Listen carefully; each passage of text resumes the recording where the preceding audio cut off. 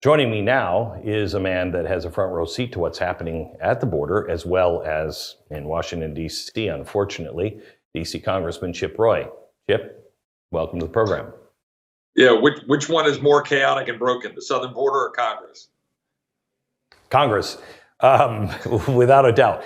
Let me ask you first. I think there's a disconnect in what the two sides are talking about. One side is talking about secure the border.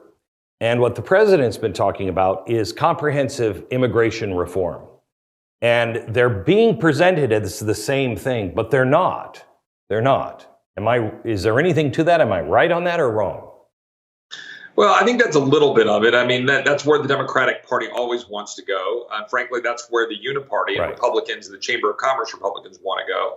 And they did that a little bit in this Senate bill, right? There were 250,000 visas over 5 years, 50,000 a year added, which is quite a bit. And then there were 250,000 work permits for children of people who have come here before. So about 500,000 would get put on a fast track. And then it had obviously no security. Let me pause for 1 minute, though, and say the very positive outcome of what we had last year in our fight over the speaker, and then forcing us to actually do the hard work of legislating and amending and going through the process, listening to conservatives. H.R. 2 is a border security only bill. And we've reset the conversation so that even the Senate product was having to just beg to add in those provisions for additional visas. Remember that, go back to the Gang of Eight 10 years ago, and all of these past efforts in 2018 even, they always included amnesty for DACA, like 1 million, 2 million amnesty. Even President Trump, right? 1.8 million amnesty in 2018. These are all things that always get stuck in there. We managed to keep this fight mostly on our side of the field. Unfortunately, what they tried to do in putting this bill together was they wanted to pull the wool over everybody's eyes and say that it was a border security bill and that it would work, and it wouldn't. In fact, it would cement into policy the mass migration policies with a 5,000 a month throughput a day. I'm sorry, 5,000 a day throughput, which is like 1.8 million a year. And that doesn't even count unaccompanied alien children. That doesn't account for the $1.4 billion they would give to NGOs to continue to perpetuate this mess. The $4 billion they would use to stack with leftist so-called asylum officers that would process these people. And they would put in codification, they would codify what they call alternatives to detention. So they wouldn't detain people when they hit a wall. They would just release them. But they just make it sound pretty. So it was bad. It was a bad deal. We should oppose it. And I'm glad it died, I think, today in the Senate this afternoon for at least the first round of voting. So let me go back. I think both sides, not in Washington, people who not playing politics, just leave me alone, just put your head down and work kind of people. Both sides, Republicans and Democrats, I think see this as a major problem. Because it's affecting our schools, it's affecting our communities, and you don't have to hate anybody or, want everybody to come in. You can see this is not working because it's happening way too rapidly, even if you're for legal immigration. What are the politicians thinking in Washington? How are they not seeing that people on both sides are looking at our open border and soon our security? Because I'm telling you, this. We have people coming in that wish us ill. The next time there's a massive security problem in America, all of you guys are going to be held responsible for it. And I don't think it's going to go well. Yeah, Glenn, look, I couldn't say it any better, and I want to clarify, right? So what we're experiencing right now, when you say both sides, there are multiple sides to this, as I know you would agree. The radical left, which basically controls the Democratic Party, almost down to the last vote. I don't know many members of the Congress and the Democratic Party that have broken from the radical left. That radical left is hell-bent on flooding the zone with people from all over the world in all walks of life, when we have 50 million people in the United States who are foreign-born. 16% of our population foreign-born. They have 20 million kids. That means they're increasing almost quarter of our population. Never before in our history has it been that many. They're flooding the zone with millions now a year on purpose. By the way, go look at the charts. 20 years ago, almost all people from Mexico, all people just across the border who wanted to work. Still broken, still bad, but that's not what it is now. As you know, you've talked about this to all of your listeners. China, all over the world, dangerous places.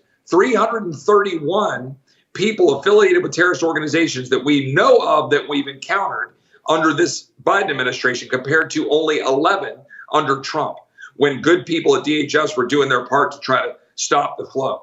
This is purposeful. So now that's the radical left. The conservatives, we just want to follow the law, secure the border, stop the flow, and restore sovereignty. We're on the side of, angels on this.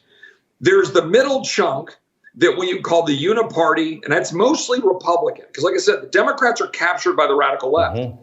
The Uniparty Republicans, the Chamber of Commerce Republicans, who always wanted their cheap labor, who want their big defense contracts and big spending bills, they're fine with cutting deals in order to perpetuate immigration for cheap labor. So we're trying to squeeze that out. Right. And is that, you couldn't get, I don't mean you, but the Republicans couldn't get an impeachment of Secretary Mayorkas, who is so clearly, he's been telling us for 4 years there's not a border problem. Now there is a border problem, and you can't even impeach him. It's the clearest impeachment I've ever seen. Well, Glenn, let me allow you and I share our frustrations, and we do it together on this, and your listeners listen. Let me try to take our mutual cynical hat off for one moment, because I'm as frustrated as you are. But consider this.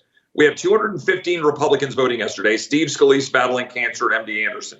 212 of those 215 voted for the first time in 147 years to impeach a sitting cabinet official. That is a big damn deal.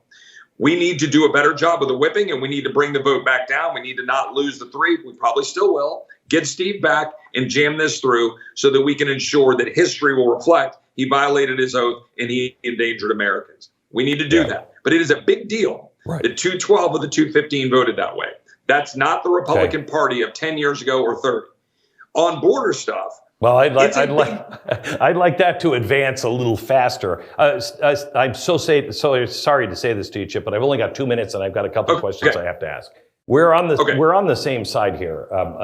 Just frustrated. The Biden administration is now blaming the Republicans and Donald Trump. Now, he said all of the border issues are now on Trump. Is that what this was really all about? Was this a game just to try to be able to shift the narrative of the border? No, look, I think Democrats were perfectly fine to set this up to, they didn't care if it passed. What they wanted to do was be able to have it fail or pass. They didn't care, and be able to point to Republicans if it failed to cover for the fact that Biden has created open borders. It's very clear it was political on them. In the meantime, sure, President Trump, he's happy to run on it, but you and I both want to pass something now. So I'm going to keep fighting to pass something now, and Republicans should. Okay. So let me take you back to December. Members of the Biden administration, Secretary Blinken, traveled to Mexico to discuss the border. An agreement was made, but we don't know what that agreement was. And I think that is honestly why we have seen a downtick on the numbers on the border, not necessarily what Texas did. What did we agree to? What did we give up? What's happening? Yeah, that's one of the things we're trying to get information on. Our probably mutual friend, you probably know Todd Bensman down in Austin, fellow Texan. He's written extensively about this, about what we believe is an agreement that is reached to hold those numbers down, particularly heading into the summer and the fall. Some of what's going on in Texas, Eagle Pass, is helping drive those numbers down and reshift the traffic to Arizona and California. But Obrador, I think, gets the joke. They're working with this administration and will, just like I bet you interest rates will probably go down later this year. They want that to get to the place where they can be able to keep Biden in place because it's good for what they're trying to do. So we need to find out what the agreement was, but it's very clear that there's some agreement going on. Yeah, and that's really, it makes no sense, because if you're doing something that is actually bringing down, you have an agreement, you should announce that. So what was agreed to? When is it over? What are the conditions, and what have we given up? Please try to find that answer. We'll continue to do it too. Yeah, I believe it's a political agreement. I think that's what it's all about. I think we need to get to the bottom of it. But Republicans have got to stay focused on getting structural change and permanent change to secure the border. And we should keep doing that now.